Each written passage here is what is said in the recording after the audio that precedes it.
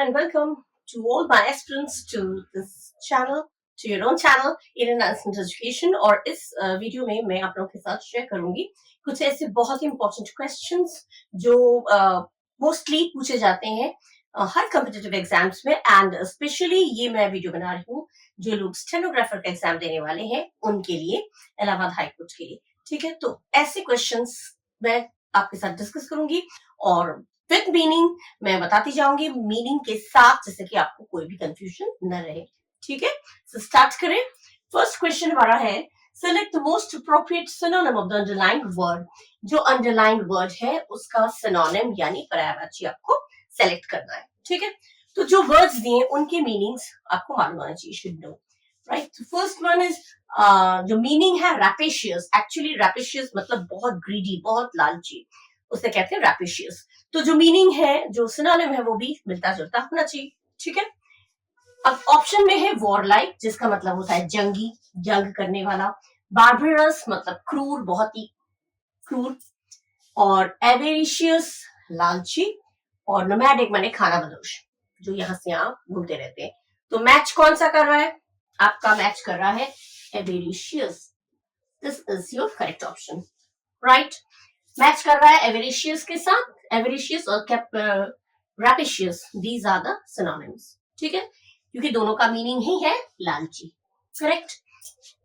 Next question is choose an antonym of the word poignant. Poignant माने बहुत मार्मिक, बहुत ही हृदयस्पर्शी, बहुत ही कीन सेंस ऑफ सैडनेस, जिसे कहते हैं बहुत ज्यादा दुखी या दुखद परिस्थिति जो होती है, बहुत दुखी होता है, उसे कहते हैं पॉइग्नेंट।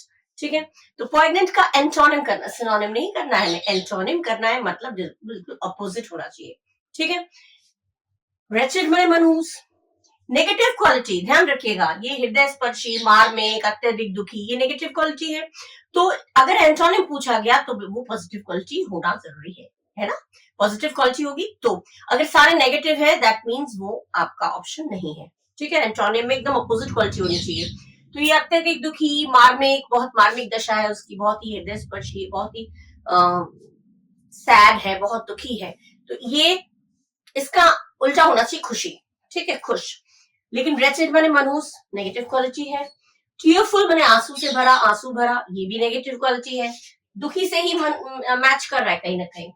और डिस्टर्बिंग माने परेशानी भरा, चिंता से भरा, तो ये भी अच्छी बात नहीं है। परेशानी से भरा, चिंता से भरा, जो परेशान रहता है इंसान, तो परेशान रहना अच्छी बात नहीं है। तो this is your negative quality, this is your negative quality and this is also negative quality. That means ये अगर नेगेटिव क्वालिटी है, इनके साथ ये सारे नेगेटिव क्वालिटी है, तो मीनिंग्स बिल्कुल मैच कर रहे हैं। दैट मींस कोई सा भी इनमें से आपका करेक्ट एंटोनिम नहीं है। तो हमारा नन ऑफ द अबव पे हम करेंगे tick. That means all the three have the same meaning as poignant, right? अब हम मूव करेंगे नेक्स्ट में। Now the next question is, select the most appropriate synonym of the underlined word. Underline किया हुआ word का appropriate synonym हमें देखना है। synonym यानी पर्यायवाची। तो multidisciplinary studies in kindred topics are lacking in Indian universities. अब kindred का मतलब होता है संबंधी, रिलेटेड या आत्मीय। ठीक है, कुल परिवार, रिलेटेड, जिसे भी ये होता है kindred। ठीक है, kindred माने रिलेटिव, रिलेटेड, संबंधी, आत्मीय, ये होता है kindred का मीनिंग। ठीक है, अब इसका सिनोनिम मतलब मिलता जुलता मीनिंग हमें देखना है। मिलता जुलता मीनिंग सबसे पहले है एक्सोटिक, जिसका मतलब विलक्षण, एकदम अजीब, विलक्षण, ये नहीं मिल रहा है, मैच नहीं कर रहा है, सिनोनिम में मैच होना जरूरी है। नेक्स्ट है एक्सट्रेनियस। एक्सट्रेनियस माने बाहरी, आदर्शवादी, आइडियलिस्टिक, एक्सट्रीमली आइडियलिस्टिक जो लोग होते हैं, आइडियलिस्टिक यथा आदर्शवादी, वो हो जाता है एक्सट्रेनियस। एकिन मनिया, अकिन माने होता है संबंधी, कुल, परिवार, सगी संबंधी, कुछ भी कहें। तो अकिन जो है ये आपका मैच कर रहा है kindred के साथ, that means the correct option is akin. Wanted क्यों नहीं? वांटेड मतलब अभ्यस्त, यूजुअल, हैबिचुअल। ठीक है, उसे कहते हैं वांटेड, जो हैबिचुअल होता है, अभ्यस्त होता है, आदि होता है, कहते हैं ना इसका आदि होता हूं, तो ये हो जाता है अलग मीनिंग। ठीक है, इसका मीनिंग अलग हो गया, इसका मीनिंग अलग हो गया, इसका भी मीनिंग अलग हो गया। मैच कौन सा कर रहा है? Akin. That means your correct option is akin. ठीक है, सिंपली मीनिंग देती जा रही हूँ इसलिए कि आपको कंफ्यूजन बिल्कुल ना हो। ठीक है, नेक्स्ट क्वेश्चन देखिए, the wind lies asleep in the arms of the dawn like a child that has cried all night. The second line is an example of, ये जो second line है ये इसमें आपको अलंकार यानी कि figure of speech ढूंढना है, ठीक है। like से जब भी कोई चीज शुरू होता है तो वो क्या होता है, जब दो चीजों की हम कंपैरिजन करते हैं, तुलना करते हैं और उसमें एटलीस्ट एक क्वालिटी जो है वो मैच करता है, सेम होना चाहिए। You are just like your mother, तुम बिल्कुल अपने मम्मी की तरह हो। तो लाइक वर्ड, लाइक या एज या सो, ये वर्ड्स अगर यूज होते हैं तुलना करने के लिए तो वो हो जाता है सिमिली, यानी हिंदी में बोलेंगे तो उपमा अलंकार, ठीक है। तो ये लाइक शब्द का क्योंकि इस्तेमाल किया हुआ है, यूज किया है, दैट मीन्स ये सिमिली है, ठीक है। मेटाफोर में भी तुलना की जाती है लेकिन इसमें लाइक शब्द का यूज नहीं होता, लाइक सो एज इन शब्द का, इन वर्ड्स का यूज नहीं होता है, लेकिन तुलना जरूर होती है। तुम मम्मी की तरह हो, गया सिमिली, की तरह हो, यू लाइक योर मदर, ये हो गया simile. You are your mother, तुम बिल्कुल पूरी मम्मी हो एकदम, तो तुम पूरी अपनी मम्मी हो, तुलना किया लेकिन मम्मी की तरह हो नहीं बोला, लाइक शब्द का इस्तेमाल नहीं किया तो वो हो गया मेटाफोर यानी रूपक अलंकार, ठीक है। पर्सोनिफिकेशन, बेजान चीज को जानदार करके बोलना। Experience is the best teacher, अनुभव सबसे बड़ा टीचर है। तो एक्सपीरियंस तो कोई जानदार चीज नहीं है लेकिन उसको हमने पर्सोनिफाई किया, उसको हमने जानदार बना के पेश किया तो वो हो जाता है पर्सोनिफिकेशन। तो ये लाइक शब्द इससे मैच नहीं, लाइक शब्द तुलना करने के लिए होता है। और एलिट्रेशन माने अनुप्रास अलंकार जिसे कहते हैं, रिपीटेशन होता है, एक ही वर्ड बार बार रिपीट होता है, बार बार दोहराया जाता है, अगेन अगेन, इस तरह के दो बार जब एक ही लाइन में दो शब्द वो रिपीट होता है तो उसे कहते हैं एलिट्रेशन। तो यहाँ पे कोई वर्ड रिपीटेशन नहीं है, दोहराया नहीं गया है तो रिपीटेशन है नहीं। मेटाफोर है नहीं क्योंकि इसमें लाइक का वर्ड यूज है, तुलना करने के लिए लाइक का यूज नहीं होता तो मेटाफोर होता, लेकिन लाइक का यूज किया हुआ, दैट मींस इट्स सिंपल। जब भी लाइक, सो, एज ये वर्ड तुलना करने के सेंस से दिया जाता है तो वो सिमिली होता है, ठीक है। दैट मीन्स इसमें सेकेंड लाइन में लाइक अ चाइल्ड, बच्चे की तरह, तो हो गया ना तुलना करने के लिए, तो इसलिए इसका करेक्ट ऑप्शन है सिमिली, ठीक है। बहुत से स्माइल पढ़ते हैं, स्माइल नहीं है, सिमिली, ठीक है, उपमा अलंकार, ठीक है, correct. Now next, the question number 5 is select the most appropriate word for the blank space to fill up है, उसको हमें भरना है, ठीक है। Satish is seated dash Sunita, ठीक है। सतीश सुनीता के डैश में, पास में है, बगल में है, सामने है, पीछे है, कुछ भी हो सकता है, ठीक है। तो बिसाइड माने के बगल में, तो सतीश बैठा हुआ है सुनीता के बगल में, ये हो गया बिसाइड। बिसाइड आपका हो गया करेक्ट ऑप्शन, बिसाइड में एस लगा देते हैं, बिसाइड्स मतलब हो जाता है के अलावा, के अतिरिक्त, इसके अलावा उसने ये भी किया, तो अलावा नहीं आ रहा है, के अलावा बैठा है, नहीं होगा, तो बिसाइड्स का मीनिंग नहीं यहाँ पे फिट हो रहा है। क्लियरली माने साफ साफ, ये प्रपोजिशन है, ये प्रपोजिशन है, क्लियरली साफ साफ, ये तो एडवर्ब है, साफ साफ बैठा है, साफ साफ नहीं होता है, क्लियरली बैठा है, ये सेंस ही नहीं आ रहा है। और लास्ट है क्लोजेस्ट, क्लोजेस्ट सुपरलेटिव डिग्री हो गया, सबसे करीब बैठा हुआ है। सबसे करीब तो कब होता है, जब दो से ज्यादा लोगों के साथ तुलना होती है, लेकिन यहाँ पे दो लोग हैं, सतीश सुनीता के सबसे करीब बैठा हुआ है, मतलब 3 लोग होते तो होता सबसे करीब, लेकिन 3 तो नहीं है। सुपरलेटिव डिग्री में जैसे डिग्री आप लोगों ने पढ़ा होगा, पॉजिटिव डिग्री में किसी से तुलना नहीं होती, कंपैरेटिव डिग्री में 2 लोगों के बीच तुलना होती है, सुपरलेटिव डिग्री में 2 से ज्यादा लोगों के बीच तुलना होती है। Degree you must have read, you have studied, right. तो ये क्लोजेस्ट में सबसे करीब, 3 लोगों में सबसे करीब बैठा हुआ है बोल सकते हैं, लेकिन एक तो एक ही है ये, सतीश सुनीता के करीब बैठा हुआ है। करीबतम, सबसे निकटतम, निकटतम नहीं होगा, ठीक है। तो ये भी गलत है, क्लियरली भी गलत है, बिसाइड भी गलत है, करेक्ट ऑप्शन हो गया के बगल में, तो Satish is seated beside Sunita, correct option हो गया।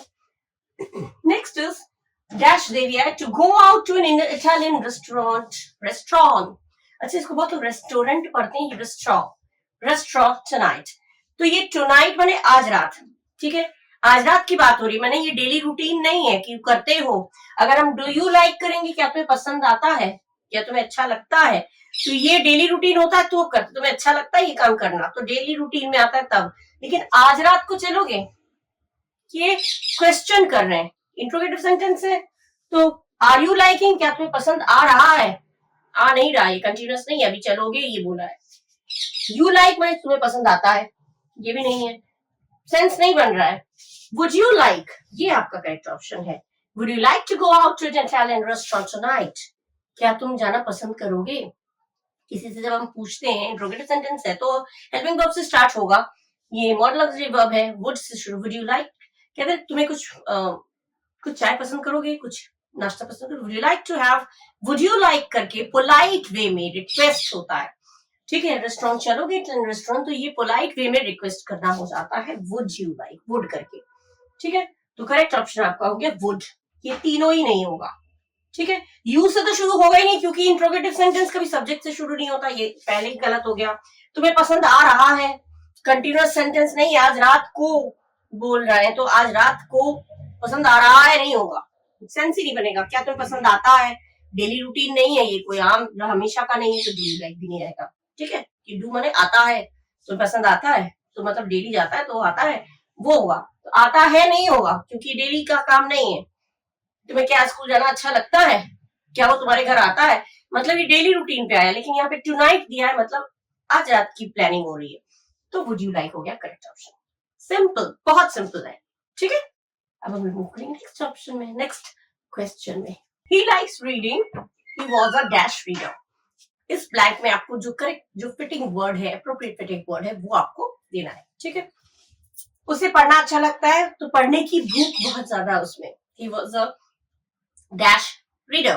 डैश रीडर माने बहुत ही भूखा, माने पढ़ाई का भूखा है. कुछ लोग होते हैं पढ़ाई का भूखा, माने पढ़ाई पढ़ाई पढ़ाई, माने भूख मिटती नहीं है.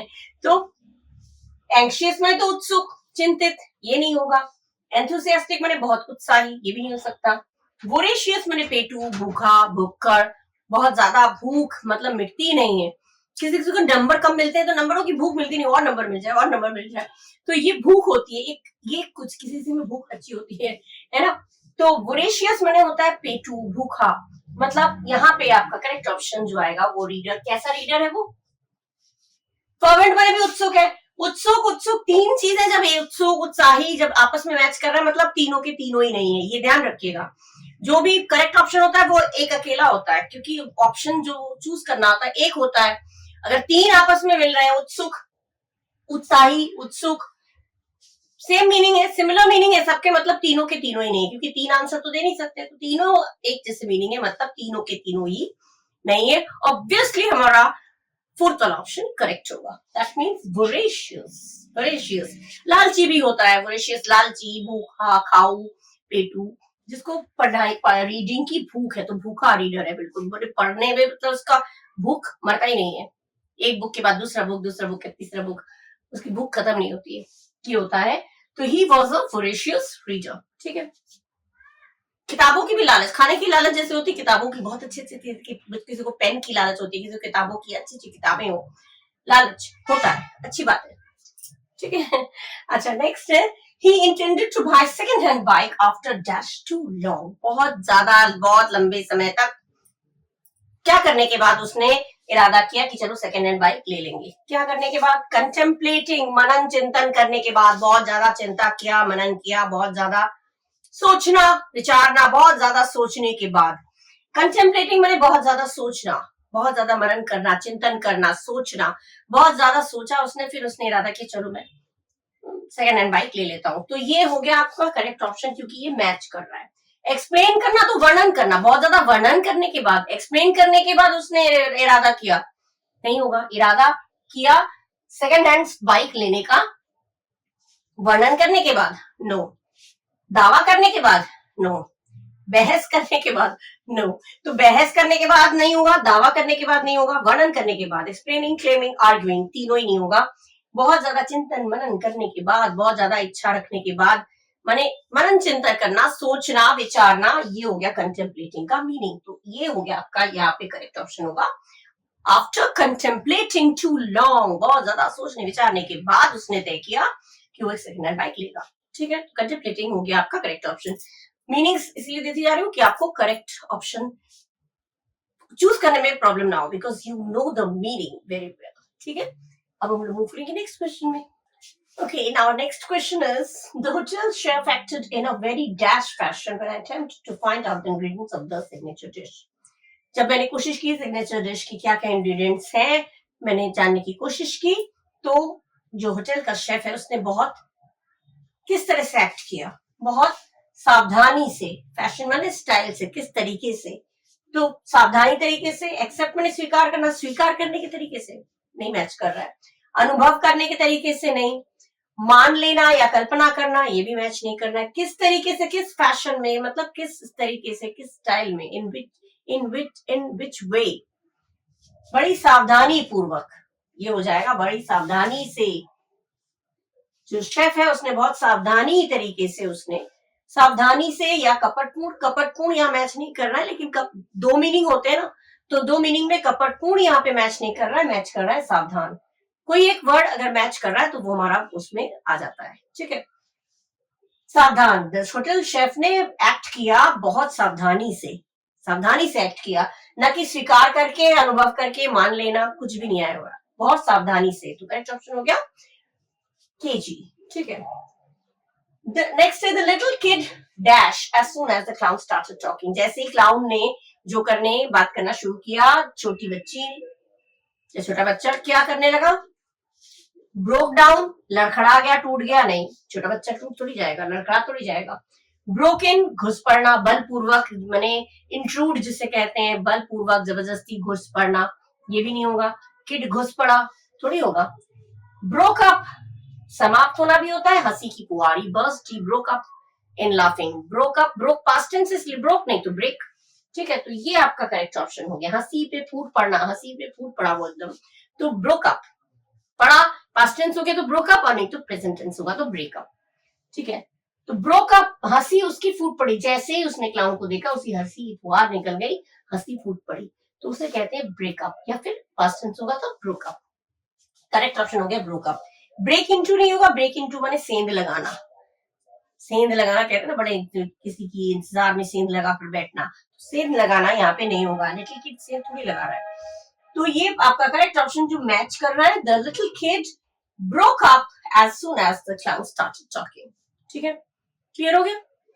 Next question is the students dash the professor for doubts in the assignment sheet. Assignment sheet में कुछ डाउट्स था जिसे क्लियर करने के लिए टीचर को बुलाया गया, ठीक है, प्रोफेसर को बुलाया गया। तो कुछ समय के लिए आते हैं वो, तो कुछ समय के लिए बुलाने की इंग्लिश क्या होती है, कॉल्ड ऑन, सिंपल। तो ये हो गया आपका करेक्ट ऑप्शन। कॉल्ड ऑफ क्यों नहीं होगा, कॉल ऑफ माने कोई चीज समाप्त होना, मीटिंग कॉल ऑफ हो गया मतलब समाप्त हो गया, एंड हो गया। कॉल्ड अराउंड माने पुकारना, पुकारते फिरना, कॉल्ड अराउंड में सब जगह तुम्हें पुकार रहा था, कहते तुम्हें सब जगह बुलाता जा रहा था, बुला रहा था, इधर उधर तुम्हें पुकार रहा था, तुम सुन नहीं रहे थे, तो वो हो जाएगा कॉल्ड अराउंड। तो कॉल्ड अराउंड नहीं होगा, बच्चे पुकारते थोड़ी फिर रहे थे। और कॉल्ड अप माने न्योता देना या फिर याद करना, स्मरण करना, ये हो जाता है कॉल्ड अप, ठीक है। अच्छा, तो इसका करेक्ट ऑप्शन क्या हो गया, the students called on the professor, called on the professor माने प्रोफेसर को कुछ समय के लिए बुलाया, ठीक है। करेक्ट ऑप्शन ये हो गया। अकॉर्डिंग टू द मीनिंग कौन सा आपका फिट बैठ रहा है वो मैं बताती जा रही हूँ विद मीनिंग, ठीक है। नेक्स्ट है, it is advisable to dash sweets junk food in order to stay healthy. Healthy रहने के लिए मीठा और जंक फूड क्या करना चाहिए, बिल्कुल नहीं खाना चाहिए, नहीं खाना चाहिए, कम खाना चाहिए। तो कट डाउन माने एकदम छोटा कर देना, वो नहीं होगा। कट ऑफ माने एकदम काट देना, ये भी नहीं होगा। कट बैक ऑन मतलब कम खाना, टू कंज्यूम लेस, तो ये हो गया आपका करेक्ट ऑप्शन। कट इन बड़े कटौती करना, एकदम कटौती थोड़ी करना चाहिए, मीठा खाना चाहिए और जंक फूड भी कभी कभी खाना चाहिए, लेकिन कम खाना चाहिए। तो कम खाना चाहिए की इंग्लिश हो जाएगी cut back on, that means correct option आपका ये हो गया, कट बैक ऑन, ठीक है। मीनिंग के अकॉर्डिंग फिट आपका बैठ रहा है कट बैक ऑन, ठीक है। और इसमें हो गया आपका called on, clear. Okay, now the next question is speak softly lest to the baby dash wake up. जब भी लेस्ट आएगा, वर्ड जब भी लेस्ट आता है उसके साथ कुछ भी नहीं आता सिवाय शुड के, ठीक है। Always remember if there is lest in the sentence you will have to use only should, no other modal auxiliary verb or helping verb will be used. कोई भी helping verb या modal auxiliary verb use नहीं होगा, only should use होता है। lest जहां देखिएगा समझ लीजिएगा should का use करना है, that means correct option ये है। would, might, may कुछ भी नहीं होगा, ठीक है। should ये हमेशा ध्यान रखिएगा, should आपका है करेक्ट ऑप्शन। ठीक है, next the policeman asked the lady if the purse she dash contained money. अब ये क्या है, पुलिसमैन ने पूछा, पास्ट में बात हो रही है, और जो पर्स उसने खोया, पुलिसमैन तब पूछ रहा है जब ये काम हो चुका है, पर्स जो चोरी हो चुका था या चोरी हो चुकी है, तो काम ऑलरेडी हो चुका है, डन, तो इसमें हमेशा परफेक्ट में लगेगा, हैड करके लगेगा। ठीक है, जब भी पुलिसमैन ने पूछा लेडी से कि जो पर्स उसने खोया, क्या उसमें मनी था, क्या उसमें पैसे थे, पास्ट हो गया, तो पास्ट में लूजेस तो आएगा नहीं, प्रेजेंट में हैज भी नहीं आएगा, प्रेजेंट परफेक्ट है, प्रेजेंट में ही तो हो गया, तो हैज नहीं आएगा, लूजेस नहीं आएगा, दो तो निकल गए। अब हमारा was lost, she was lost, वो थोड़ी खो गई है, शी वॉज लॉस्ट, यहाँ सेंस ही नहीं बन रहा है, तो एक अकेला रह गया हैड लॉस्ट, क्योंकि ये परफेक्ट में हमेशा परफेक्ट ही आता है, ध्यान रखिएगा, पास्ट परफेक्ट, जो पर्स उसने खोया, जो the work which is already being done, जो काम पहले हो चुका है, कंप्लीट हो चुका है, तभी तो पुलिसमैन पूछ रहा है, तो इसलिए इसके साथ होगा हमेशा परफेक्ट, यानी कि हैड और उसके बाद वर्ब का third form. This is the rule, okay, ध्यान रखिएगा, और कुछ नहीं आपको देखना है, बस यही चीजें मेन है जो आपको ध्यान देना है, okay. Now the next one is change the following sentence in appropriate narration. Narration माने डायरेक्ट इनडायरेक्ट, डायरेक्ट में दिया है, इनडायरेक्ट में आपको चेंज करना है। डायरेक्ट में क्या दिया है, he said bathe regularly, ठीक है, BATHE bathe वर्ब होता है और BATH जो वो नाउन होता है, ठीक है। अब यहाँ पे bathe जब दिया है तो वर्ब का फर्स्ट फॉर्म है, तो इसका हो जाएगा वर्ब का सेकंड फॉर्म, bathe का हो जाएगा bathed, ईडी लग जाएगा, बस, और कुछ नहीं देखना है आपको। टेंस चेंज नहीं होता नरेशन में, टेंस प्रेजेंट का पास्ट होता है, ठीक है, तो जो भी प्रेजेंट है उसका पास्ट होगा, अगर बेद दिया है तो बेद होना चाहिए और दूसरा कोई टेंस नहीं होगा। इसमें हैड लगा है तो ये गलत हो गया आपका, इसमें हैज लगा ये भी गलत हो गया, ही टुक ये भी गलत हो गया, टुक बात, टू के बाद नहीं होगा, ये प्रेजेंट हो गया, ये है आपका correct option, he bathed regularly, this is the correct option. Bathed का हो गया बेद्ड, इसमें भी बात दिया है, इसमें भी बात दिया है, इसमें भी बात दिया है, तो तीनों गलत है, सिंपल कैलकुलेशन है बिल्कुल। बेद का पास्ट टेंस बेद होगा, बात बात बात तीनों में दे रखा है, तो दैट इज रॉन्ग, ठीक है, इनकरेक्ट है। करेक्ट ऑप्शन आपका हो गया option B.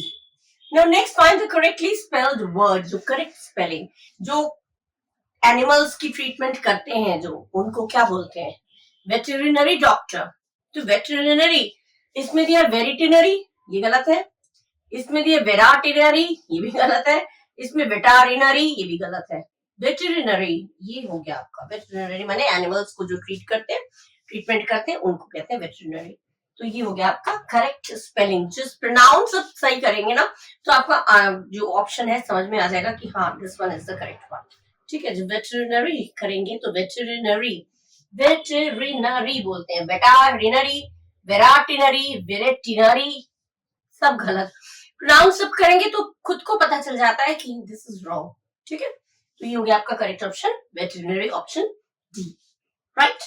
Now the next question is the article explores the problem and the consequences damage arises out of the dumping about 5 to 13 million tons of plastic into the ocean each year, ठीक है, हर साल ocean में कितने turns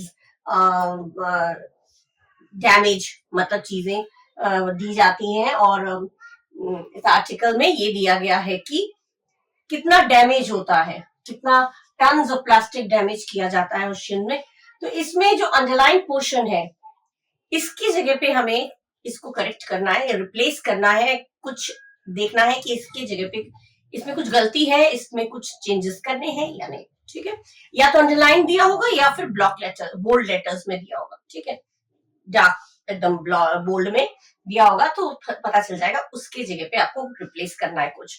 अब इसमें consequences noun है, damage noun है, ठीक है, नाउन दो नाउन एक साथ नहीं होगा, ठीक है, कॉन्सिक्वेंशियल डैमेज ये कह सकते हैं, क्योंकि किस तरह का डैमेज, किस तरह का डैमेज, कॉन्सिक्वेंशियल डैमेज, तो कॉन्सिक्वेंशियल जो हो गया ये आपका हो गया एडजेक्टिव, दो नाउन पास पास ऐसे नहीं होगा, कॉन्सिक्वेंसेस और डैमेज दोनों नाउन है, दोनों नाउन कभी भी एक साथ नहीं होगा, संज्ञा है ना, एक एडजेक्टिव होगा विशेषण, किस तरह का डैमेज है तो वो किस तरह का डैमेज है, कॉन्सिक्वेंशियल डैमेज। तो यहाँ पे कॉन्सिक्वेंसेस नहीं होना चाहिए, कॉन्सिक्वेंशियल डैमेज होना चाहिए। और यहाँ पे आपका दिया है डैमेजिंग, ये गलत है, इसमें कॉन्सिक्वेंसेस नहीं, गलत है ये भी, consequential damage, this one is the correct option. Consequential damage arising, adjective है, उसके बाद नाउन, जो नाउन है वो किस तरह का है, ठीक है। जैसे लेडी, तो किस तरह की लेडी है, ब्यूटीफुल लेडी, तो ब्यूटीफुल हो गया एडजेक्टिव, लेडी हो गया नाउन, इस तरह से, ठीक है। ब्यूटी लेडी, ब्यूटी नाउन है, लेडी नाउन है, अगर ब्यूटी लेडी बोला तो क्या समझ में आ रहा है, गलत लग रहा है, देख के सुन के गलत लग रहा है। ब्यूटी लेडी, ब्यूटी तो नाउन है, सुंदरता नाउन है, सुंदर ब्यूटीफुल लेडी, ये हो गया एडजेक्टिव, और उसके बाद हो गया नाउन, हो गया लेडी, इस तरह से। तो इसी तरह से consequential damage is the correct option. Clear? Example देके बता रही हूँ जिससे कि आपको क्लियर हो जाए। एडजेक्टिव होना चाहिए, विशेषण होना चाहिए, ठीक है, उसके बाद noun. Next is choose the one which can be substituted for the given sentence. Fear of enclosed places, right? जो बंद जगहों में रहने से डरते हैं, कभी कभी होता है ना बंद जगह, कभी सब तरह से बंद, बड़ा दम घुटने लगता है, बड़ा डर लगता है। तो जिनको बंद जगहों से, एनक्लोज्ड स्पेसेस मतलब बंद माहौल में, बंद प्लेस में डर लगता है, माहौल नहीं बोलेंगे, प्लेस, एक बंद जगह में जिनको डर लगता है, उस डर को क्या बोला जाता है, क्लॉस्ट्रोफोबिया, ये फियर ऑफ यही हो गया आपका फर्स्ट करेक्ट ऑप्शन। क्योंकि क्लॉस्ट्रोफोबिया होता है fear of being in close places, बंद जगह में रहने से बहुत लोग डरते हैं, तो वो यही हो गया क्लॉस्ट्रोफोबिया।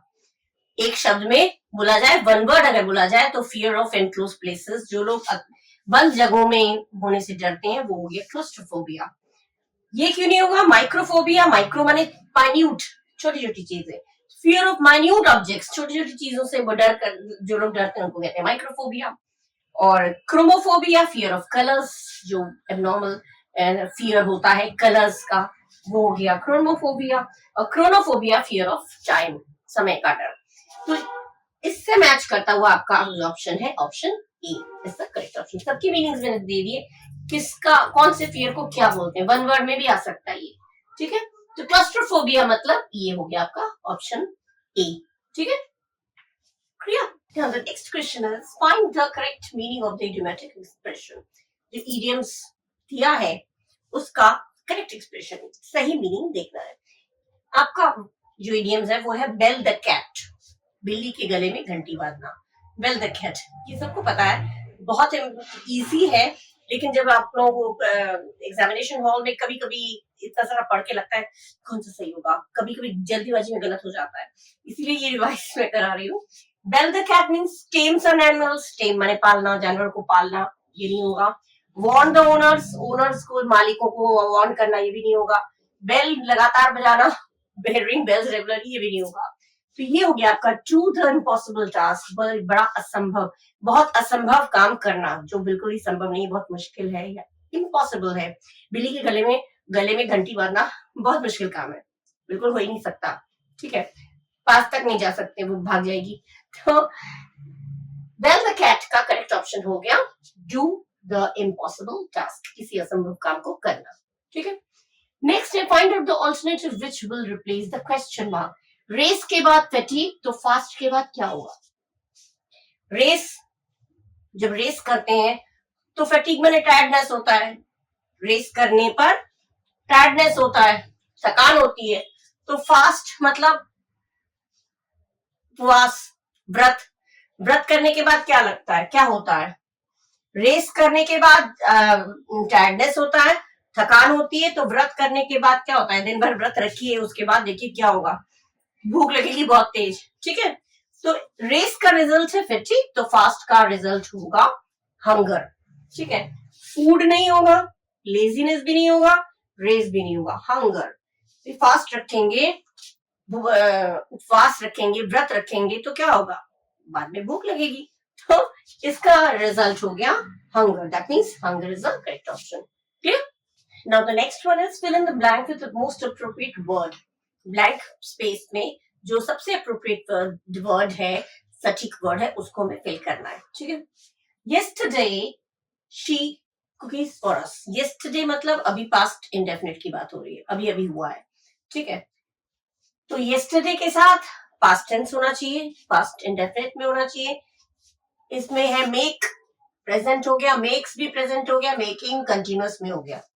कंटिन्यूअस में नहीं, पास्ट में होना चाहिए. कंटिन्यूअस में चल रहा है, हो रहा है, और ये भी प्रेजेंट में आ गया. तो आपका जो करेक्ट ऑप्शन है वो हो गया मेड. कल उसने बनाया. Yesterday she made cookies for us. उसने कल हमारे लिए कुकीज बनाए. तो बनाया, बनाए, बना रही है, कल बना रही है नहीं, ये तो आगे वाला कल थोड़ी है, आने वाला कल नहीं है, बीता हुआ कल है. टुमारो होता तो yesterday she is making, कल वो बना रही है, लेकिन नहीं, यहाँ पे पास्ट की बात हो रही है, तो यहाँ पे पास्ट इंडेफिनिट के अकॉर्डिंग मेड लगेगा. Clear? A woman got into the car and के बाद आपको भरना है क्या? Blank space.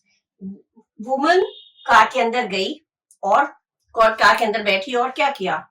ड्रोव ऑफ, लेके चली गई. ड्रोव ऑफ माने लीव द कार, माने कार के अंदर बैठी और वहां से she took a leave, वहां से वो चली गई. और ब्रोक डाउन मतलब क्या होगा? ब्रोक डाउन क्यों नहीं होगा? ब्रोक डाउन माने लूज कंट्रोल, कंट्रोल लूज करना. कार में बैठी और कंट्रोल लूज किया, ऐसे थोड़ी होगा.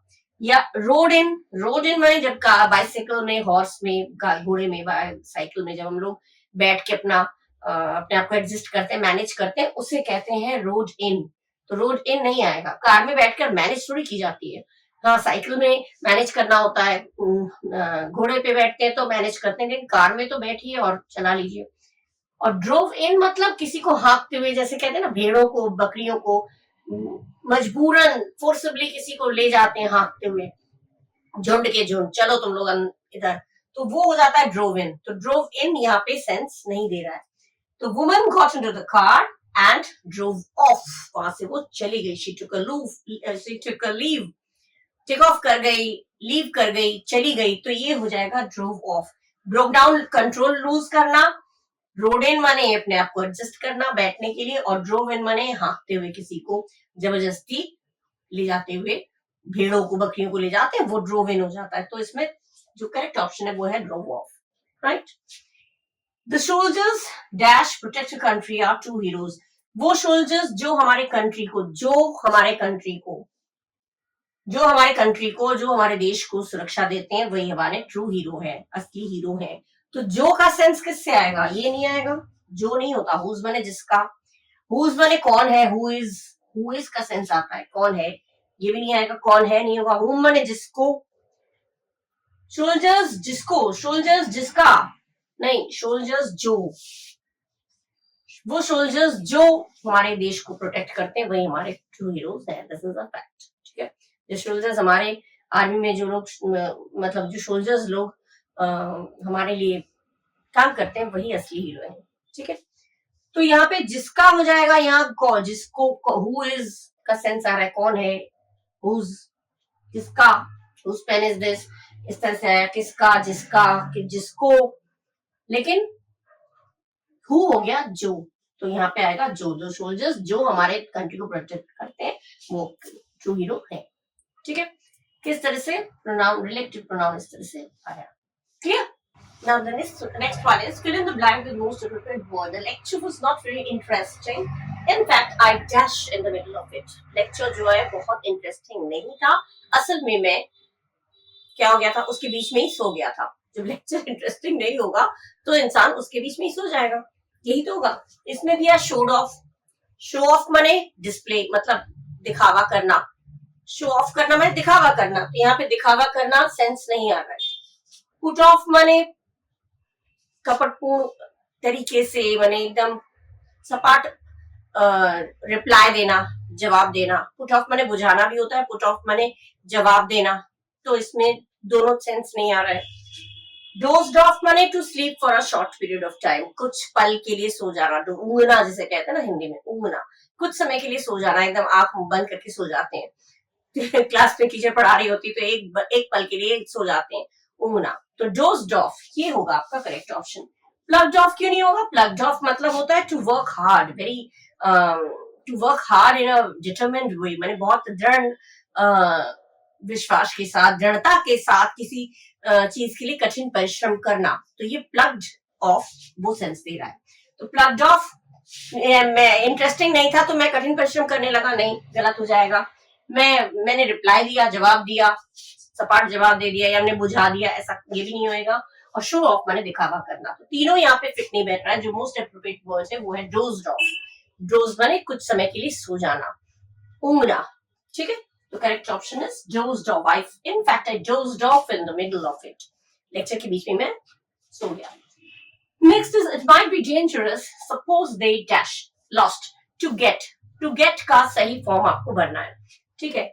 माइट बी जब ये प्रेजेंट हो सकता है, it might be dangerous, dangerous हो सकता है, ये जब हम कल्पना करते हैं आगे के लिए, फ्यूचर के लिए, प्रेजेंट या फ्यूचर में अगर बात हो रही है तो हमेशा पास्ट टेंस होगा, ठीक है। पास्ट गेट का हो जाएगा गॉट और कुछ नहीं, पास्ट इंडेफिनिट में होगा, सिंपल पास्ट, सिंपल पास्ट में होना चाहिए। तो यहाँ पे मान लो वो खो गए, तो मान लो ऐसा हो गया, तो ये चीज हो चुका नहीं होगा। गॉटन माने हो चुका, हैव गॉटन हो चुका, ये चुका नहीं आएगा। मान लो वो हो चुका, खो चुका, खो चुका नहीं, मान लो वो खो गया तो खो चुका नहीं आएगा। यहाँ पे सेंस ही नहीं दे रहा है। जब might be model auxiliary verb इस तरह से बी दिया है ना, तो माइट बी डेंजरस तो हो गया। सपोज दे गॉट लॉस्ट, मान लो वो खो गए, तो गॉटन नहीं होगा, हैव गॉटन भी नहीं होगा, गेट भी नहीं होगा, आपका होगा got lost. Suppose they got lost पढ़ के जब आप लोग फिट करेंगे ना, suppose they gotten lost, suppose they have gotten lost, जब ऐड करेंगे तो खुद को ही लगेगा अरे ये तो सुनने में गलत लग रहा है। Suppose they get lost, get lost नहीं, गॉट लॉस्ट। मान लो वो खो गए, तो माइट भी माने मान लो, हो सकता है अगर ऐसा हुआ तो, फ्यूचर के बारे में सोच रहे हैं, तो मान लो आगे जाकर ऐसा हो गया तो ये हमेशा पास्ट इंडेफिनिट में होता है, ठीक है। ये ध्यान रखिएगा, जब भी ऐसे मॉडल ऑक्सिलरी वर्ब होगा पास्ट इंडेफिनिट में ही आपको जो वर्ब का फॉर्म देना है, ठीक है। Now the next one is choose the right question tag. Question tag choose करने का सिंपल तरीका है, अगर इस तरफ अगर नॉट दिया है, नेगेटिव है, तो इधर पॉजिटिव होना चाहिए। इधर अगर हैजंट, डजंट इस तरह से दिया है, नॉट का नेगेटिव सेंस है, तो नेगेटिव अगर दिया है तो यहाँ पॉजिटिव होगा, और यहाँ पॉजिटिव है तो यहाँ नेगेटिव होगा, ये ध्यान रखिएगा। और हेल्पिंग वर्ब वही होगा जो दिया है, हैजंट की जगह डजंट कर दिया, डिडंट कर दिया, वो नहीं होगा। जो हेल्पिंग वर्ब यहाँ पे है, हैज है तो हैज ही रहेगा, हैड है तो हैड ही रहेगा। लेकिन अगर नेगेटिव है तो हम यहाँ पॉजिटिव कर देंगे, यहाँ पॉजिटिव है तो यहाँ नेगेटिव कर देंगे, ठीक है। यही क्वेश्चन टैग का मेन रूल है। अब यहाँ पे हैज नॉट है, मतलब यहाँ पे केवल हैज आना चाहिए। हैज नॉट दिया ना, हैजंट, तो यहाँ पे केवल हैज आना चाहिए और कुछ नहीं। दूसरा हेल्पिंग वर्ब तो आ ही नहीं सकता, और दोनों तरफ नेगेटिव, दोनों तरफ पॉजिटिव कभी नहीं होगा। शी हैजंट कम येट, वो अभी तक नहीं आई है, आई है क्या, पॉजिटिव होगा, ठीक है। तो हैज का ही वो होना चाहिए, हेल्पिंग वर्ब सेम होना चाहिए। इसमें नॉट कर दिया, यहाँ पे नॉट है तो उधर नॉट नहीं होगा, ये गलत है। डजंट कर दिया, ये भी गलत है। हैवंट कर दिया, शी के साथ हैव कहां से आएगा, नहीं आएगा, ठीक है। और नॉट भी दे दिया है, तो तीनों में तो नॉट दे दिया, इनमें नॉट, इसमें नॉट, इसमें नॉट, तीनों में नॉट दिया है, जबकि नॉट हमारा होता ही नहीं है। तो हमारा एक ही ऑप्शन रह गया, ये हैज शी। हैज भी दिया है, सेम हेल्पिंग वर्ब है हैज, और ये शी, नॉट का यूज नहीं है। That means this one is your correct option, ठीक है। इस तरह से ध्यान रखिएगा, जब भी क्वेश्चन टैग है सिंपल नियम है, इधर नेगेटिव तो उधर पॉजिटिव, इधर पॉजिटिव तो उधर नेगेटिव, और सी हेल्पिंग वर्ब सेम होगा, कोई और दूसरा हेल्पिंग वर्ब नहीं आना चाहिए, ठीक है। तो इस तरह से has she hasn't come yet, has she वो अभी तक नहीं आई है, आइए क्या, ठीक है, ये हो गया। नाउ चेंज नरेशन, इसमें डायरेक्ट स्पीच दे रखा है, इसको हमें इनडायरेक्ट में करना है। डायरेक्ट इनडायरेक्ट में पढ़ा भी चुकी हूँ डिटेल में। डायरेक्ट इनडायरेक्ट आप लोगों अगर नहीं पढ़ा डिटेल में तो मेरे प्लेलिस्ट में जाकर डायरेक्ट इनडायरेक्ट पढ़ लीजिएगा। लेकिन नियम बता दूं, डायरेक्ट इनडायरेक्ट में जब भी will, shall, can, could, will, would इस तरह के आते हैं तो इसका पास्ट हो जाता है, और इसका अगर पास्ट होगा तो उस पर्टिकुलर सेंटेंस में और कहीं चेंजेस नहीं आएगी, ठीक है। अब विल का हो जाएगा वुड, नंबर 1, और यहाँ पे ये तो खत्म हो गया, she said I will have cooked the food by the time they, अब दे हो गया। फिर सब्जेक्ट, सब्जेक्ट के बाद क्या है, वर्ब का फर्स्ट फॉर्म, वर्ब का फर्स्ट फॉर्म चेंज होता है वर्ब के सेकंड फॉर्म में। दे है सब्जेक्ट, सब्जेक्ट के बाद वर्ब का फर्स्ट फॉर्म, माने प्रेजेंट इंडेफिनिट है तो ये पास्ट इंडेफिनिट पे चेंज होगा, तो अराइव का हो जाएगा अराइव्ड, और कोई चेंजेस नहीं आएगा, ठीक है। इसमें विल का विल ही रख दिया तो गलत हो गया। इसमें she said that she would cooked, have हटा दिया, हैव हटाना थोड़ी है, विल का वुड कर दिया तो हैव थोड़ी उड़ा देना है, इसमें हैव हटा दिया। और इसमें क्या है, she said that she would have cooked the food by the time, यहाँ विल कर दिया, विल की तो जरूरत ही नहीं है, विल क्यों घुसा दिया यहाँ पे, यहाँ भी इन्होंने विल ऐड कर दिया, विल नहीं आएगा, दे के बाद विल आना ही नहीं चाहिए, अलग से ऐड थोड़ी करना है, इसी को प्रेजेंट को पास्ट में करना है, विल यूज नहीं करना है, इसमें विल यूज कर दिया, इसमें भी विल यूज कर दिया, और इसमें इन्होंने विल, यहाँ पे विल का वुड होता है तो ये विल का विल ही रख दिया, हो गए 3 गलत। अब हमारा करेक्ट ऑप्शन हो गया लास्ट वाला, क्योंकि वुड विल का कर दिया वुड, हैव का हैव ही रह गया, वर्ब का थर्ड फॉर्म, और दे के बाद आ गया आपका अराइव का हो गया अराइव्ड, ईडी लग गया, डी लग गया, ठीक है। तो this one is your correct option, will का कर दिया, इसमें विल का कर दिया वुड, ये सही हो गया, और अराइव का कर दिया इन्होंने अराइव्ड, ठीक है।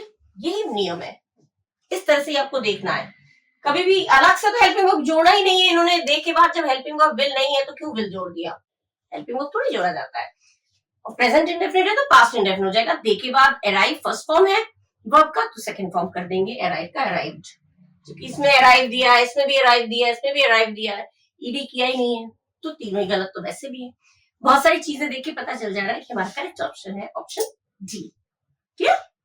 Now the next one is select the most appropriate meaning of the given idiom. Idiom दिया है be hard up. Be hard up. इसका करेक्ट जो मीनिंग है वो हो गया having very little money. बहुत कम पैसे होना, मेरे बहुत hard up. I am in hard times. Hard मने हो गया मुश्किल या कठिन, मनी कम, पैसे कम होना, बहुत कम पैसे होना, ठीक है। ये दिया find it difficult to wake up, सुबह हो अर्ली, सुबह जल्दी उठने में मुश्किल है, ये नहीं होगा, सुबह जल्दी उठने में मुश्किल, ये करेक्ट मीनिंग नहीं है। अनेबल टू कैलकुलेट, कैलकुलेट नहीं कर पा रहे हैं, ये भी गलत मीनिंग नहीं है। हैव डिफिकल्टी क्लाइंबिंग स्टेयर्स, जीना चढ़ने में, सीढ़ियां चढ़ने में मुश्किल है, ये भी नहीं है। बी हार्ड अप का इन तीनों में से कोई भी सेंस नहीं है, सीढ़ियां चढ़ने में मुश्किल, कैलकुलेट करने में मुश्किल और सुबह उठने में मुश्किल, तीनों भी नहीं है। बी हार्ड अप मीन्स होता है बहुत कम पैसे होना, that means have very little money, this is the meaning of be hard up. Be hard up idiom का मतलब हो गया बहुत कम पैसे होना, जिसको इंग्लिश में कहेंगे have very little money, right. Next, which figure of speech is used in the text? Just act naturally when you ask the superstar for an autograph. अच्छा, ऑक्सीमोरन क्या होता है? ऑक्सीमोरन जो विरोधाभास जिसे बोलते हैं, ऑपोजिट मीनिंग, सीक्रेट लव मतलब ओपन सीक्रेट, खुला रहस्य, ओपन भी कह रहे हो सीक्रेट भी कह रहे, खुला रहस्य, ठीक है। तो ये ऑपोजिट मीनिंग है लेकिन पास पास लगते हैं, ठीक है। ऑक्सीमोरन जैसे यहाँ पे दिया है act naturally, act naturally, act माने एक्टिंग करना मतलब दिखावा करना, और नेचुरल माने स्वाभाविक, ठीक है। दिखावा स्वाभाविक नहीं होता, दिखावा एक्ट नेचुरली, ऐसे दिखावा करो जैसे तुम स्वाभाविक हो। दिखावा और स्वाभाविक दोनों अपोजिट चीजें हैं, स्वाभाविक होगा तो एक्ट नहीं करेंगे, एक्ट करेंगे तो स्वाभाविक नहीं होगा, लेकिन ये दोनों पास पास यूज है तो ये हो जाता है ऑक्सीमोरन, इस तरह के वर्ड्स होते हैं ऑक्सीमोरन, ठीक है।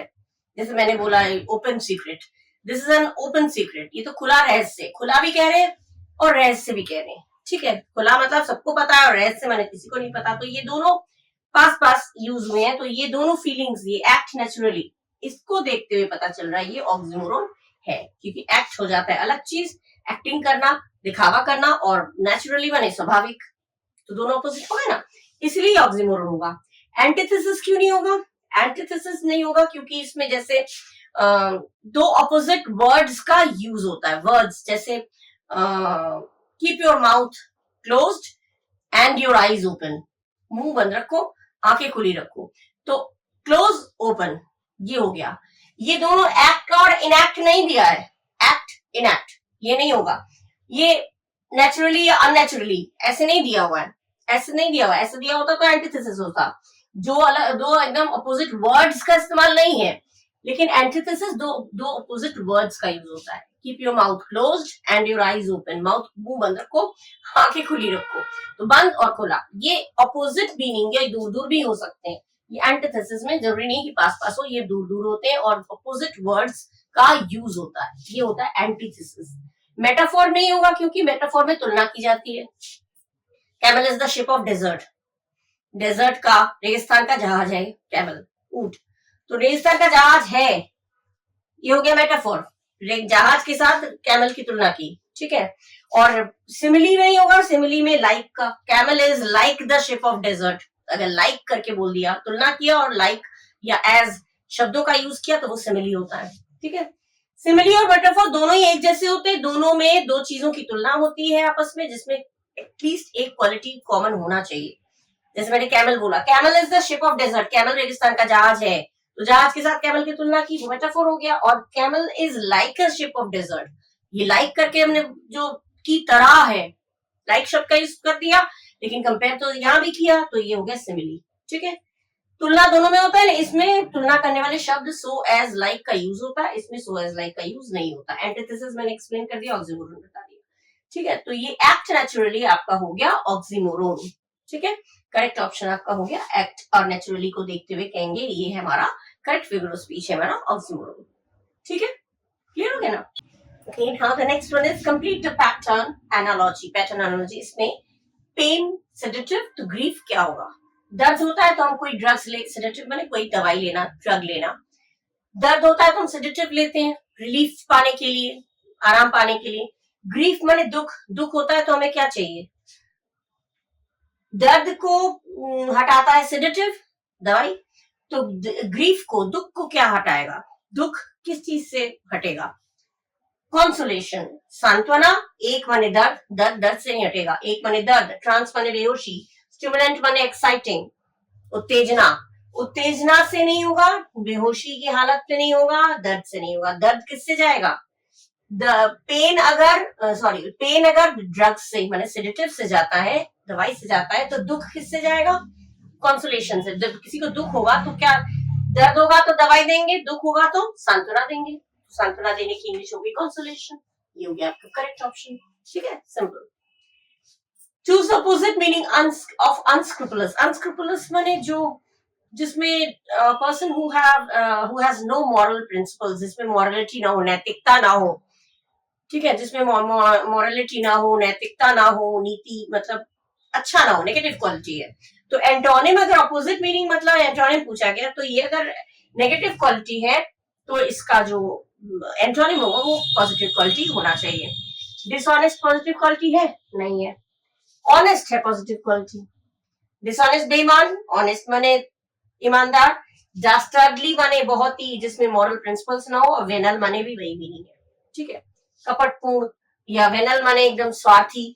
तो इसमें सब जो है वो नेगेटिव क्वालिटी है, और अनस्क्रूपुलस का ऑपोजिट, अनस्क्रूपुलस जिसमें मॉरल प्रिंसिपल्स नहीं है, नैतिकता नहीं है, उसका ऑपोजिट हो गया ईमानदार, ठीक है। तो ईमानदार आपका हो गया correct option. Choose the option which best expresses the meaning starkly. Starkly माने क्लियरली, स्पष्ट रूप से, एकदम साफ साफ। क्विकली नहीं होगा, साफ साफ और क्विकली अलग चीज है। क्विकली माने जल्दी से, स्लोली माने धीरे से, नहीं आ रहा है, इसका मीनिंग एकदम सेम होना चाहिए। क्विकली माने जल्दी से नहीं होगा, क्लियर, क्योंकि स्टार्कली मतलब स्पष्ट रूप से, साफ साफ एकदम क्लियरली बोल दिया जिसे कहते हैं ना। क्विकली नहीं होगा, जल्दी से नहीं होगा, स्लोली नहीं होगा। स्मूथली माने बिना किसी डिफिकल्टी के, ये भी नहीं होगा, बड़ी स्मूथली सारा काम हो गया, बिना किसी परेशानी के, बिना किसी प्रॉब्लम के कोई काम हो जाना तो उसे स्मूथली कहते हैं, लेकिन ये भी मीनिंग यहाँ पे नहीं बन रहा है।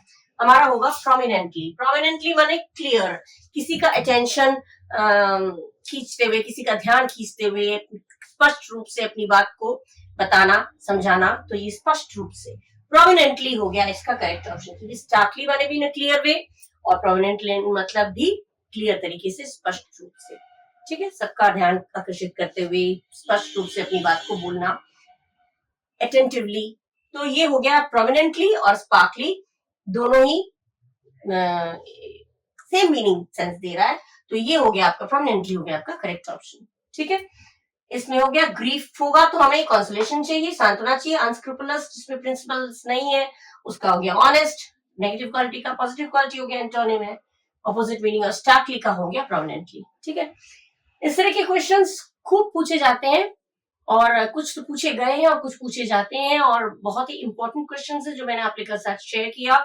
और जो स्टेनो के लिए जो एग्जाम्स देने वाले हैं उनके लिए तो स्पेशली ये इंपॉर्टेंट है वैसे सारे कॉम्पिटिटिव एग्जाम्स के लिए इंपॉर्टेंट है, लेकिन स्टेनो का जो एग्जाम देने वाले हैं इलाहाबाद हाई कोर्ट के लिए, उनके लिए ये स्पेशली मैंने ये वीडियो बनाया है।